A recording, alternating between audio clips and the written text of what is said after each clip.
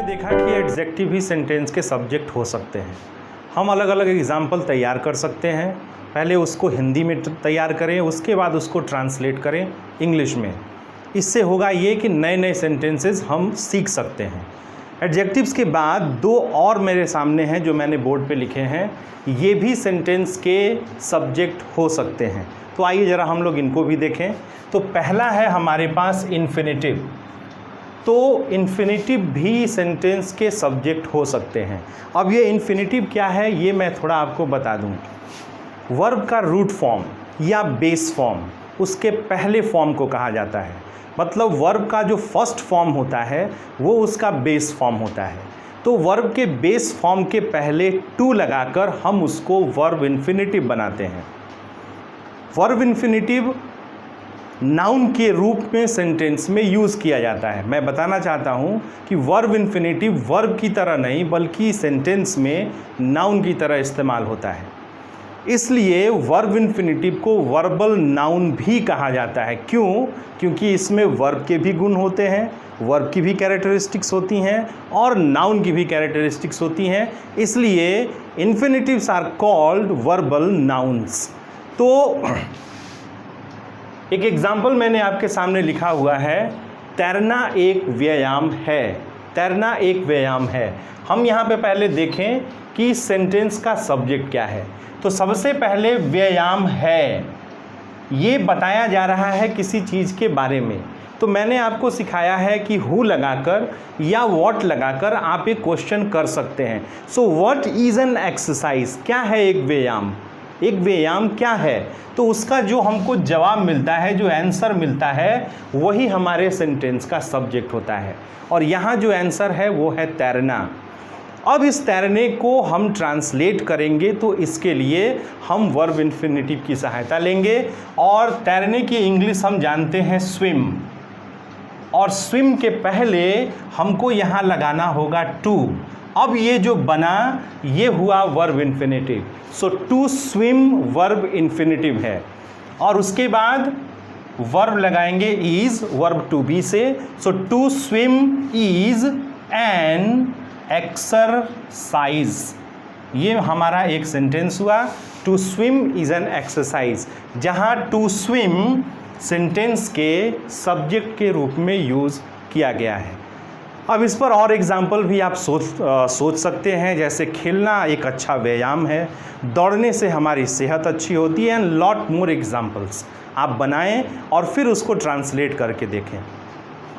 Infinitives के बाद जो अगला हमारे सेंटेंस में सब्जेक्ट के रूप में इस्तेमाल किए जाते हैं वो हैं जेरेंट। वो है जेरेंट।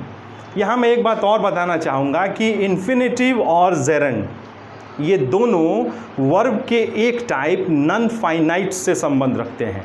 नॉन फाइनाइट्स मैं आपको बताऊंगा वो क्या होते हैं और कैसे उनको सेंटेंसेस में यूज़ किया जाता है। तो जेरेंट के बारे में हम लोग जानें। जैसे हमने इन्फिनेटिव के बारे में जाना कि वर्ब के रूट फॉर्म में जब हम टू जोड़ते हैं उसके पहले तो वो वर्ब इन्फिनेटिव बनता है। उसी तरीके से जेरेंट जो होते हैं वो वर्ब के बेस फॉर्म में आईएनजी जोड़कर बनाए जाते हैं। वर्ब के बेस फॉर्म के पीछे आईएनजी जोड़ा जाता है तो वो जेरेंट बनता है। जैसे प्ले है हमारे पास एक वर्ब, उसमें हम आईएनजी जोड़ते हैं तो बनता है प्लेइंग, और ये प्लेइंग जो है ये जेरेंट है। थोड़ी सी कन्फ्यूज़न यहाँ भी होती है क्योंकि प्लेइंग जो है वो वर्ब का फोर्थ फॉर्म भी है और वो उस रूप में भी यूज़ होता है।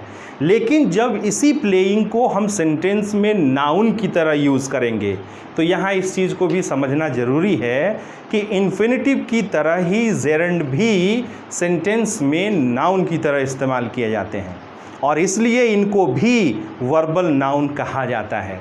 तो दो ऐसे हैं हमारे पास वर्ब इन्फिनेटिव और वर्ब जेरेंट जो वर्बल नाउन कहे जाते हैं, क्योंकि इसमें दोनों के कैरेक्टरिस्टिक्स निहित होते हैं। तो हम लोग अब एक सेंटेंस जो कि मैंने ऊपर से ही लिया है, सेम सेंटेंस मैंने यहाँ यूज़ किया है, तैरना एक व्यायाम है। तैरना एक व्यायाम है। यहाँ हमने टू स्विम इन्फिनेटिव से इस सेंटेंस को ट्रांसलेट किया है। यहाँ हम इसको जेरेंट से ट्रांसलेट करेंगे तो तैरने की अगेन हमारे पास इंग्लिश है स्विम, इसमें हम लगाएंगे आईएनजी, तो डबल एम करके आईएनजी लगाया जाता है। सो स्विमिंग इज एन एक्सरसाइज, ये हमारा सेंटेंस हुआ। और इस सेंटेंस में जो स्विमिंग है ये सेंटेंस का सब्जेक्ट है। तो इस तरीके से वर्ब इन्फिनेटिव और वर्ब जेरेंट को यूज़ करके हम सेंटेंसेस बना सकते हैं। तैरना एक अच्छा व्यायाम है जो मैंने यहाँ लिखा है। क्रिकेट खेलना एक अच्छा खेल है। इसके बाद दौड़ना एक अच्छा व्यायाम है। झूठ बोलना गलत है, सच बोलना अच्छा है। आप बहुत सारे एग्जाम्पल इस पर बना सकते हैं और फिर उसको ट्रांसलेट करें। तो हमने देखा कि वर्ब इन्फिनेटिव और वर्ब जेरेंट ये भी सेंटेंस के सब्जेक्ट होते हैं। आगे हम बढ़ते हैं, दो और हमारे पास हैं जो सेंटेंस के सब्जेक्ट होते हैं। तो यहाँ मैंने लिखा है, एक है क्लॉज, CLAUSE, क्लॉज, ये भी सेंटेंस में सब्जेक्ट का काम करते हैं। अब ये क्लॉज क्या है, इनको भी ज़रा समझना होगा क्योंकि ये क्लॉज अभी हमारे लिए नया है। तो मैं आपको बता दूं कि क्लॉज जो होते हैं ये ग्रुप ऑफ वर्ड्स होते हैं। ग्रुप ऑफ वर्ड्स, पहला इनका कैरेक्टरिस्टिक ये है कि ये ग्रुप ऑफ वर्ड्स होते हैं। ग्रुप ऑफ वर्ड्स होने के बाद ये किसी सेंटेंस का पार्ट होते हैं।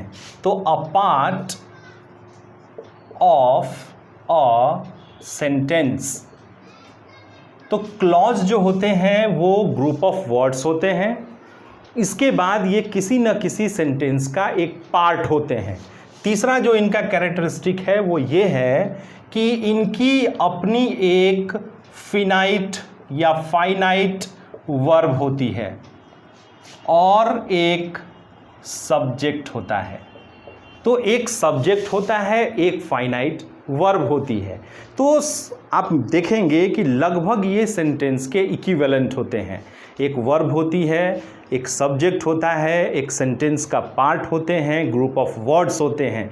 लेकिन एक चीज़ है जो इनको सेंटेंसेस से अलग करती है और वो है कि ये सेपरेटली मीनिंग देने में इनकम्प्लीट होते हैं। Incomplete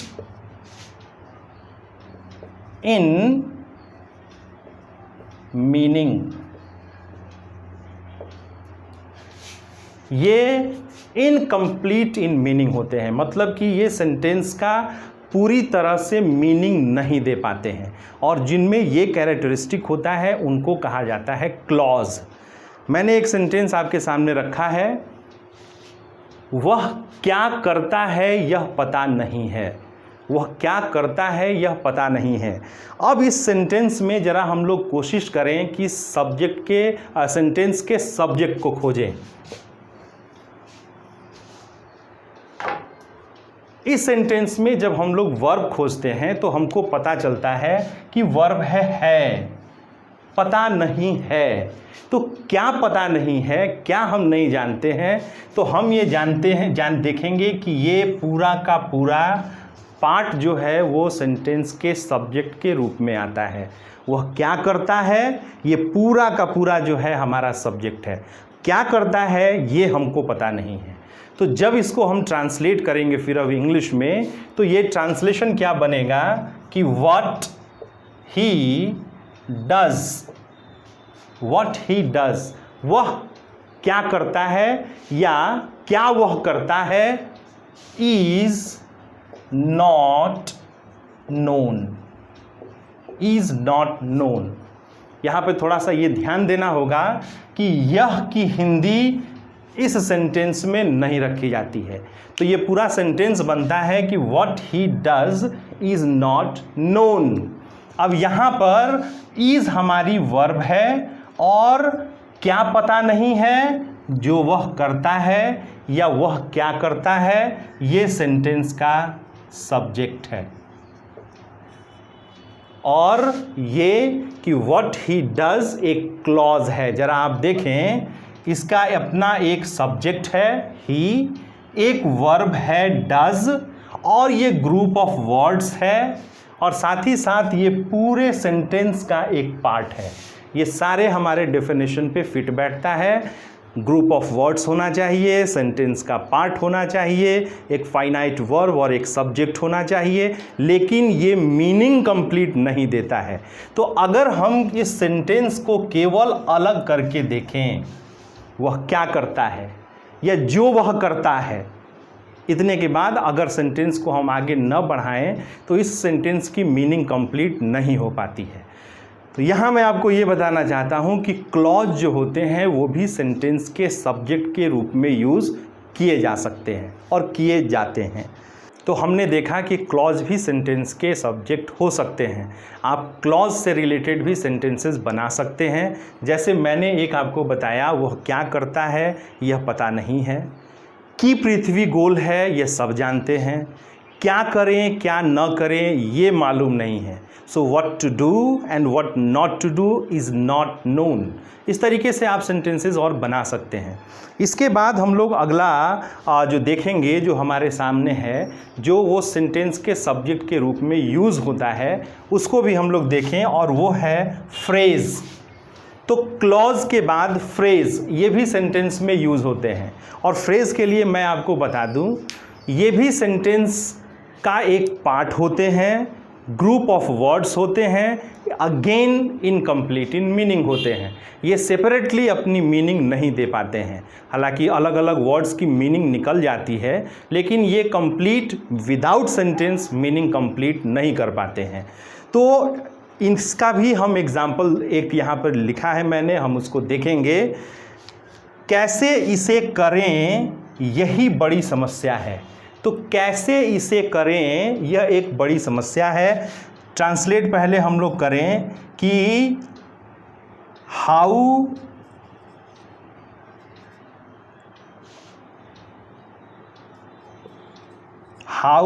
to do it. कैसे इसे करें, how to do it is a great problem.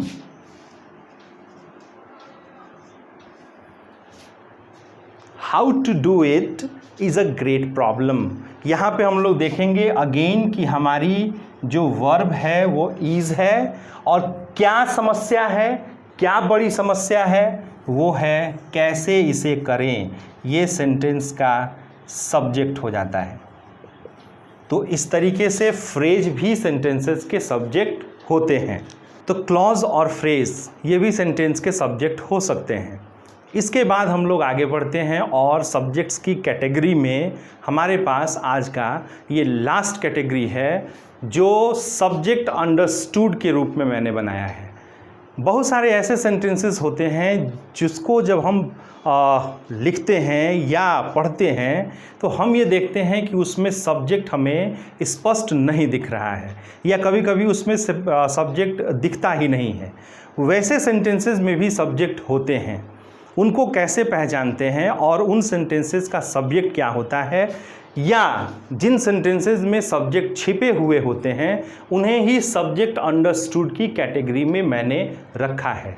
यहाँ सबसे पहला जो मैंने एग्जाम्पल लिखा है वो मैंने लिखा है वहाँ जाओ, बैठो, लेट जाओ, खिड़कियाँ खोल दो, दरवाजे बंद करो। आप ये देखेंगे कि ये सारे सेंटेंसेस एक सेंटेंस कैटेगरी से आते हैं, एक सेंटेंस के काइंड से आते हैं, और वो सेंटेंस का काइंड है इम्परेटिव सेंटेंस।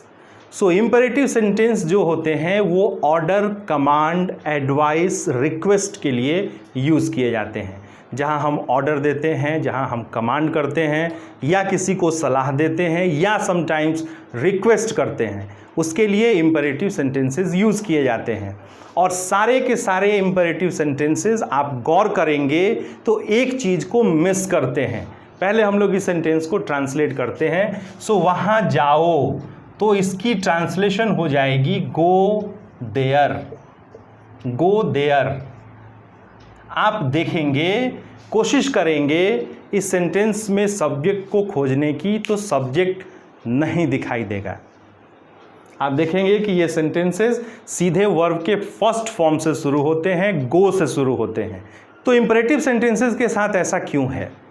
होता यह है कि इम्पेरेटिव सेंटेंसेस ऑर्डर और कमांड के लिए होते हैं और प्रत्येक स्थिति में, एवरी कंडीशन में जो ऑर्डर देने वाला होता है वो फर्स्ट पर्सन होता है।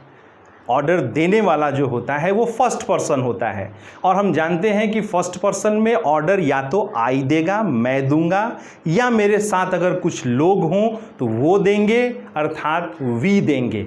सो फर्स्ट पर्सन के जो प्रोनाउन यूज़ होते हैं वो आई और वी होता है।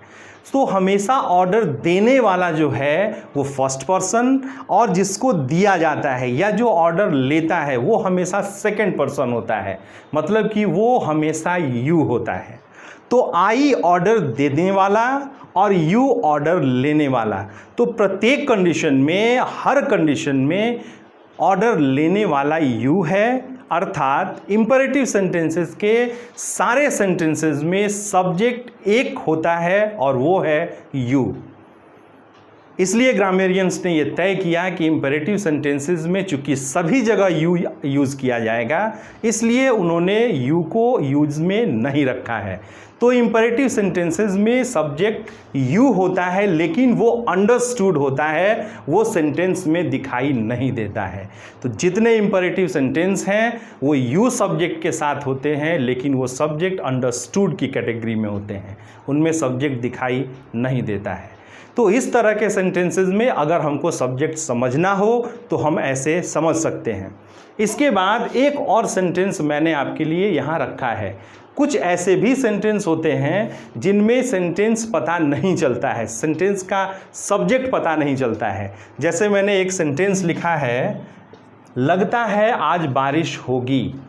अब बोलचाल में कभी कभी हम लोग ऐसे सेंटेंसेस यूज़ कर लेते हैं, लगता है वो आज आएगा, दुख है कि उसने ऐसा कहा। अब इन सारे सेंटेंसेस में अगर हम सब्जेक्ट खोजना चाहें तो हमें सब्जेक्ट नहीं दिखाई देंगे। यहाँ पर हमको अपनी अंडरस्टैंडिंग से सब्जेक्ट लगाना होता है, अर्थात लगता है आज वर्षा होगी को जब हम ट्रांसलेट करेंगे तो हम अपने मन से एक सब्जेक्ट इट यहाँ प्लेस करेंगे, इट यहाँ प्लेस करेंगे और सेंटेंस बनेगा it seems that it will rain today. लगता है आज बारिश होगी, लगता है आज वर्षा होगी। तो इट सीम्स ये सेंटेंस का सब्जेक्ट बनता है इट और सेंटेंस ट्रांसलेट किया जाता है it seems that it will rain today. और आज के इस वीडियो लेक्चर का अंतिम सब्जेक्ट अंडरस्टूड में मैं एग्जांपल आपके सामने रखूँगा। इंट्रोडक्टरी देयर वाले जितने सेंटेंसेस बनते हैं उनमें भी सब्जेक्ट जो होता है वो सेंटेंस के शुरू में ना होके सेंटेंस के लास्ट में होता है। तो इस सेंटेंस को भी देख लें हम। एक सेंटेंस मैं लिख रहा हूँ, देयर इज़ अ बॉय।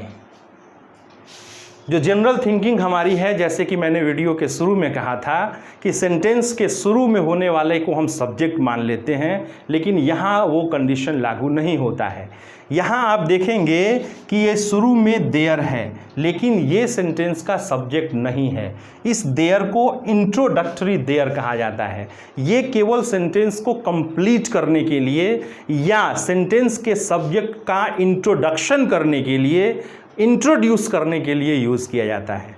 ऐसे सेंटेंसेस में जो सब्जेक्ट होते हैं वो या तो अंत में होते हैं या सेंटेंस में थोड़े से बाद में होते हैं। So there is a boy, यहाँ जो ये बॉय है ये हमारे सेंटेंस का सब्जेक्ट है। आज के इस वीडियो लेक्चर में हमने सीखा कि कैसे डिफरेंट टाइप्स ऑफ सेंटेंसेस में डिफरेंट सब्जेक्ट्स यूज़ किए जाते हैं और अलग अलग टाइप के वर्ड्स को सेंटेंस के सब्जेक्ट के रूप में इस्तेमाल किया जाता है। मैं आपसे इतना कहूँगा कि आप इन कैटेगरीज़ को फिर से एक बार देखें और अलग अलग कैटेगरीज़ पर बेस्ड सेंटेंसेस अपने से फॉर्म करें और उनकी प्रैक्टिस करें, क्योंकि ये सेंटेंस की only the practice makes a learner perfect. एक सीखने वाले को प्रैक्टिस ही परफेक्ट बनाती है। तो आप इसकी ज़्यादा से ज़्यादा प्रैक्टिस करें और जब कभी आप पढ़ें तो ज़रूर इन बातों पर ध्यान रखें और कोशिश करें कि सेंटेंस में सब्जेक्ट्स को खोजें। आज के इस वीडियो में इतना ही। मिलते हैं अगले वीडियो में कुछ नए कॉन्सेप्ट्स के साथ, कुछ नई जानकारियों के साथ। तब तक के लिए good bye. I am Avinash signing off. Thank you.